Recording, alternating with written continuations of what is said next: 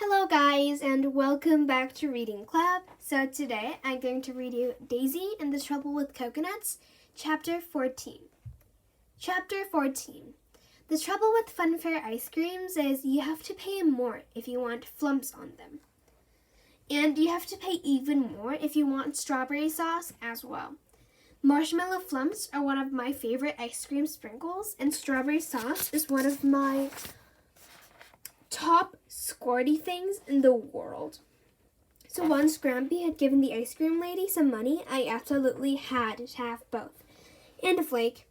Nanny thought I must definitely be full after my slush puppy, hot dog, burger, tomato sauce, candy floss, swirly lolly, and 2 boxes of popcorn.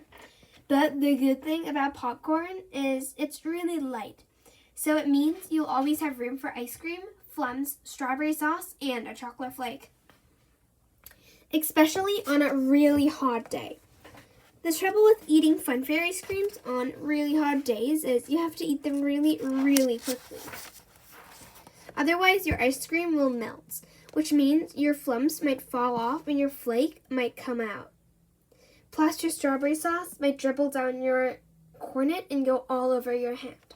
Luckily, I'm an expert at eating ice creams really fast, which is handy because if I'd eaten my ice cream any slower, I would absolutely, totally never have been ready to go on. Wait for it. Have you guessed it? The coconut shy. When Grampy told me he'd seen an actual coconut shy at the funfair, I nearly dropped my last bit of cornet. A coconut shy isn't a shy coconut. By the way, it's a game where you get to throw really hard balls. At first, I couldn't see the coconut shy anywhere because there weren't too many people.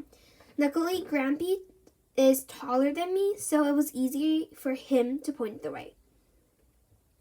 The trouble with pointing the way is it still doesn't stop a funfair from being really crowded.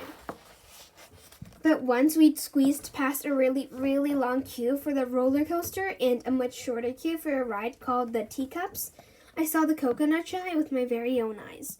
Plus, I saw the actual coconuts that Grampy said we were going to win. They were sitting on the top of some long sticks that the coconut shy man had banged into the grass.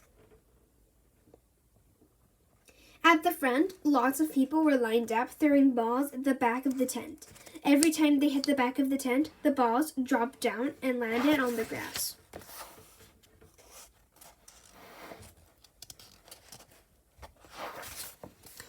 I can do that. I know I can do that, I said to Grampy. All I need is some balls. Once Grampy had paid the coconut shy man some money, I was given 5 balls of my very own.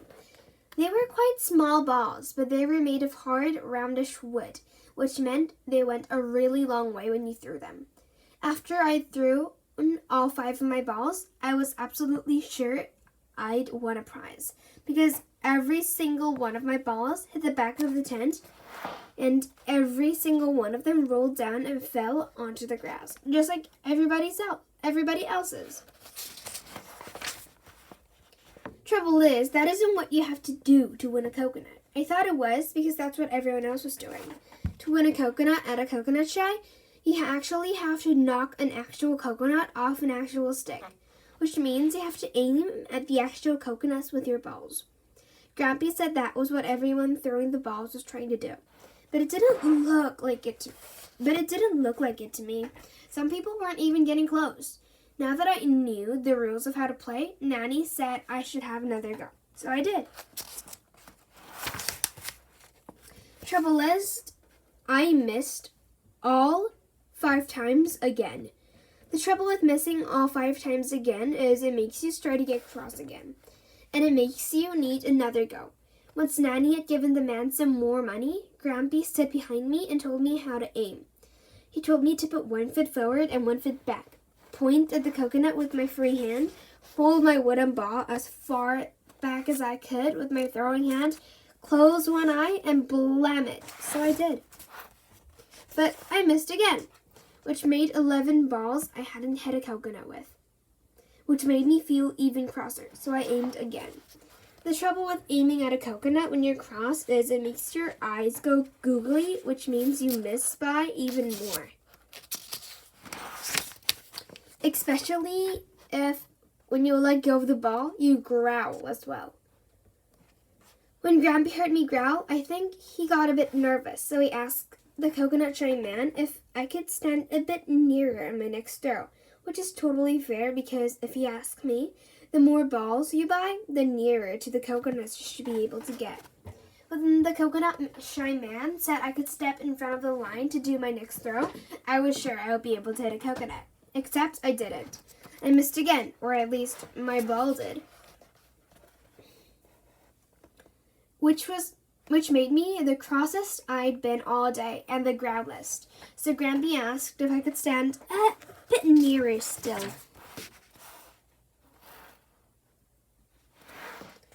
The trouble with standing a bit nearer still is the coconut shy man said I was standing too close now, which I wasn't, but he said I was, so I had to step back a bit, which put me off, which meant that I missed with my 14th ball as well, and my 15th.